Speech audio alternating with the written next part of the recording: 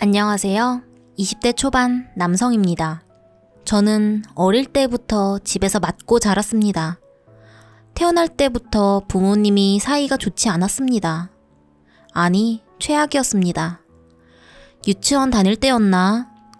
아빠가 엄마에게 이런저런 물건들을 집어던지고 무슨 년 거리며 쌍욕을 뱉어댔고, 엄마는 그런 아빠가 없을 때 저에게 아빠 욕을 엄청 했죠. 저 새끼는 정신병이 있다, 죽여야 한다는 등 저에게 그런 말들을 쏟아내며 스트레스를 풀었죠. 혹시라도 내가 말대꾸를 하거나 대들면 아빠랑 똑같다 욕하면서 집에서 나가라고, 내 새끼 아니라면서 옷을 다 벗기고 집에서 내보내고 그랬습니다. 엄동설 안에 벌벌 떨며 문 앞에 쪼그려 앉아 있었고, 시간이 지나면 엄마가 집으로 들어오라고 하고 앞으로 말대꾸 하지 말라며 혼나곤 했죠. 초등학교에 가서도 똑같았습니다.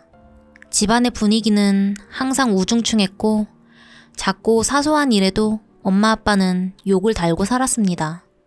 저는 그런 환경에서 자랐습니다. 심지어 저는 체구도 엄청 작아서 초등학교 4학년 때부터 왕따를 당했습니다. 반 친구들이 전부 모여있는 운동장에서 나를 때리고 가방 들게 시키곤 했습니다. 한 번은 저의 바지와 팬티까지 벗기며 여자애들을 전부 불렀었던 기억도 있었습니다.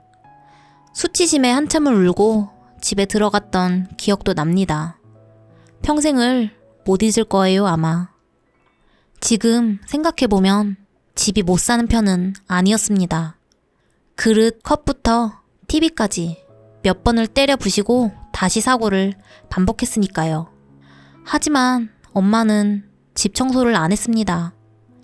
어차피 아빠가 다 때려 부시고 어질러 놓는데 뭐하러 청소하냐는 생각인 거죠.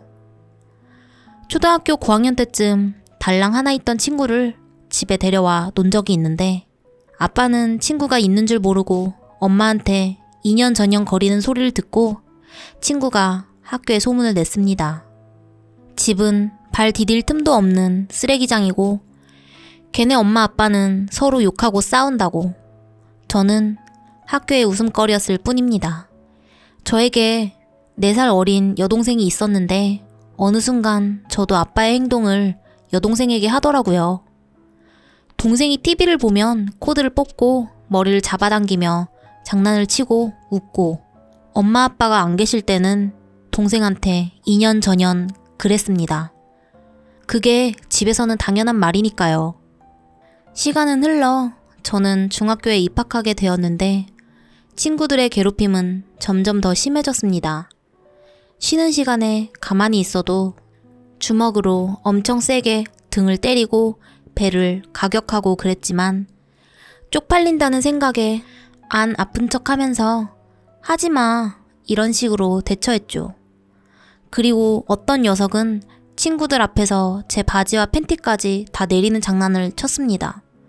그 녀석도 반에서 왕따 수준이었고 다른 일진 친구들이 걔한테 시켜서 저의 바지를 내린 거였죠. 하지만 순간 욱하는 마음에 바지를 추려입고 그 친구를 막 때렸습니다. 왕따끼리의 싸움이었죠. 엄청 때렸습니다. 일방적으로 마구 때렸습니다. 그런데 주변에서 반 애들이 자기보다 더 약한 애 괴롭힌다며 쓰레기라고 욕하고 웃더라고요. 지들이 날 괴롭힐 땐 괜찮고 내가 한번 버럭하니까 쓰레기라니. 그날 충격받아서 정말 쥐죽은 듯 살면서 중학교를 졸업했습니다. 매일 집에 가면 항상 엄마 아빠는 서로 쌍욕을 하면서 지내고 있었습니다. 동생은 방에서 쥐죽은 듯 있었고요. 그럴 때면 저는 부엌으로 가서 칼을 들고 제 방 안에 숨겼습니다. 혹시나 더 큰 일이 생길까봐. 그리고 고등학교를 입학했는데 중학교 때부터 지역에서 싸움으로 유명했던 아이와 같은 반이 되었는데 그 아이랑 우연히 친해지게 되었습니다. 첫 자리 배칠 때 그 애랑 짝꿍이더라고요. 처음엔 그 애를 보고 엄청 쫄면서 앉았는데 그 애는 저의 예상과 다르게 저를 많이 챙겨주더라고요. 그래서 우리는 엄청 친해졌습니다. 공부도 잘하고 착하고 키도 크고 잘생겼는데 왜 저에게 잘해줬는지 지금이라도 물어보고 싶네요. 그 고등학교 생활은 편했습니다. 중학교 때 같은 학교 애들이 저를 불러 괴롭힐 때마다 걔가 나타나서 그 애들을 싹 정리해주고 자기 친구들 모임에도 저를 데리고 가면서 같이 술도 먹어보고 그렇게 일탈해보는 생활을 처음 경험해봤죠. 그 친구 덕에 저는 고등학교 생활이 가장 즐겁고 행복했었던 기억으로 남습니다. 그러던 어느 날 집으로 들어왔는데 또 엄마 아빠가 싸우고 있는 겁니다. 그 순간 쌓였던 분노가 한순간 터져버리며 엄마 아빠에게 욕하고 크게 괴성을 지르며 집안 물건들을 다 때려 부셨습니다. 아빠도 엄마도 벙져서 저를 쳐다보고 있었고 동생은 방에서 울고 있었습니다. 그렇게 집을 뛰쳐나가 그 친구에게 울면서 전화했습니다. 친구는 바로 나아졌고 같이 길거리에서 술을 마시며 얘기했습니다. 저의 집안 사정을 다 말했죠. 그 친구는 뭐 힘내라, 좀만 참아라 이런 시덥지 않은 위로가 아니라 그냥 들어주기만 했습니다. 그때 처음으로 담배라는 것을 펴봤습니다. 그렇게 집도 안 들어가고 친구 집에서 자고 있는데 아빠한테 문자가 왔습니다. 대충 기억이 나는 건 내가 잘못했다, 들어와라, 미안하다 이랬던 것 같습니다. 그 문자를 보고 집으로 돌아갔습니다. 하지만 한 일주일 정도만 집이 조용했고 결국 또 시간이 지나니 똑같아지더라고요. 제가 사고를 쳐도 집은 변하지 않았습니다. 그러고 나서 제게 우울증 같은 게 찾아왔습니다. 매일 집에서 욕먹고 자랐던 저는 사회에서 할 수 있는 게 아무것도 없었습니다. 학원을 다녀봐도 온실 속의 화초와 잡초는 섞일 수 없다는 생각이 들면서 나 자신과 우리 집에 대한 분노가 항상 가득 차 있었죠. 학원에서 강의를 듣는 둥 마는 둥 하다가 끝나고 나면 옥상에 올라가 담배를 피면서 뛰어내릴까? 그냥 죽을까? 이런 생각을 했었습니다. 집에서도 옥상에서 담배를 피면 그럴 때마다 항상 그런 생각을 했습니다. 수능은 봤지만 공부를 할 줄도 모르던 저는 경기권의 전문대에 들어갔습니다. 미달이 났던 곳에 합격을 했던 거죠. 사실 고등학교에서나 친구가 있었지 대학교는 다시 처음부터 시작해야 하는데 역시 시작은 같았습니다. 짝꿍이었던 친구가 있어서였는지 제가 찐따라는 사실을 망각하고 있었습니다. 그 누구도 저에게 먼저 말을 걸지 않았고 다시 현실로 돌아오게 됐죠. MT에 따라가서 술도 마시고 여기저기 말도 붙여봤지만 친구는 생기지 않았습니다. 매일 집, 학교, 반복되는 생활이 재미도 없고 결국 나란 존재는 찐따를 못 벗어나는 건가 싶은 생각이 들던 어느 날 동생이 병원에 실려갔다는 전화를 받았습니다. 당시 중학생이었던 동생이 엄마 아빠랑 싸운 후에 집을 뛰쳐나가 그대로 3층에서 떨어졌다고 하더라고요.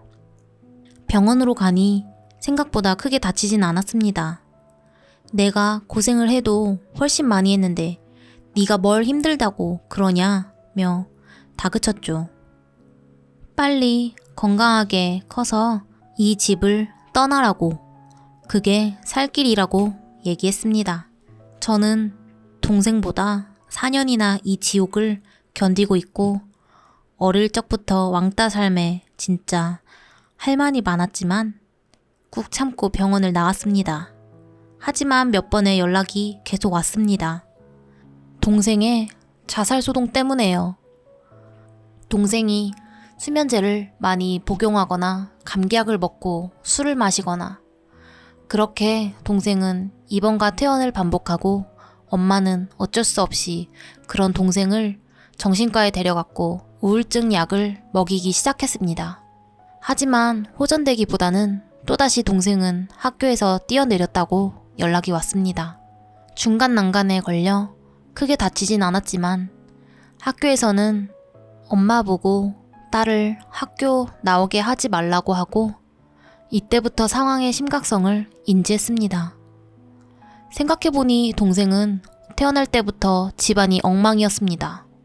부모님은 서로 싸우고 집안은 다 부서져 있고 하나뿐인 형제인 저조차도 동생을 괴롭히고 무시하고 동생이 나보다도 더 힘들었겠구나 하는 생각에 동생한테 이러면 안 되겠다고 생각했습니다.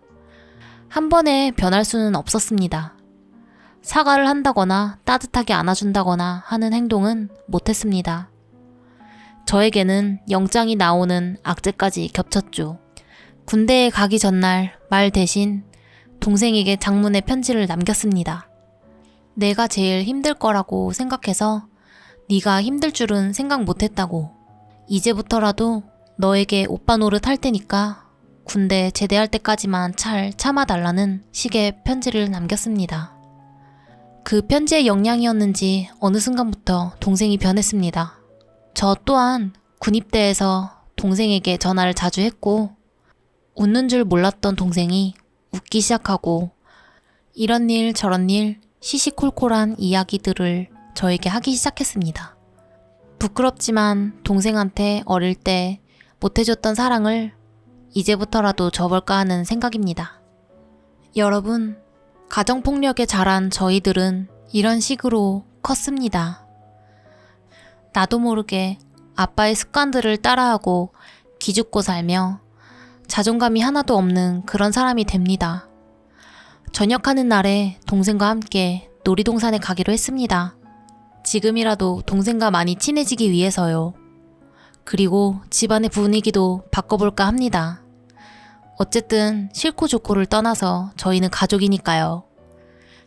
긴 글 읽어주셔서 감사합니다. 사연 들어주셔서 감사합니다. 구독과 좋아요를 눌러주시면 유튜브 채널에 큰 도움이 됩니다.